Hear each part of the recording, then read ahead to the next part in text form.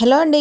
ఈరోజు ఇంట్లోనే హైజీనిక్గా protein powder ఎలా చేయాలో చూద్దామండి. చాలా బాగుంటుంది, చాలా హెల్తీ కూడాను. పిల్లలు హైట్ బాగా పెరగాలన్నా, లేదంటే పిల్లల్లో గ్రోత్ బాగా కనిపించాలన్నా ఈ ప్రోటీన్ పౌడర్ ఒకసారి పాలల్లో కలిపి ఇవ్వండి. ఒక 2 months అలా ఇవ్వండి.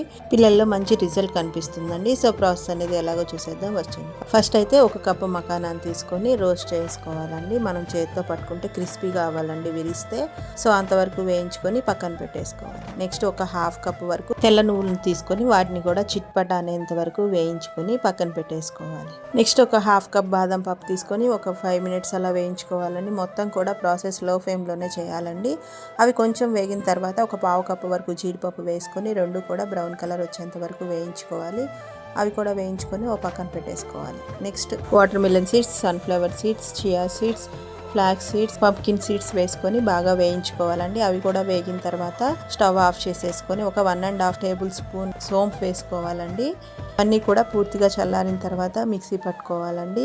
అవి కొంచెం ఒకసారి మిక్సీ పట్టుకొని పల్స్ చేసేసి అది కొంచెం పౌడర్ అయిన తర్వాత మన దగ్గర పటికి బెల్లం పౌడర్ వేసుకోవాలండి. నేనైతే పటికి బెల్లం పౌడర్ వేస్తున్నాను. మీకు నచ్చితే జాగరి పౌడర్ కానీ లేదంటే ఎండు ఖర్జూర పౌడర్ దొరుకుతుందండి ఆర్గానిక్ షాప్స్లో, అదైనా వాడుకోవచ్చు.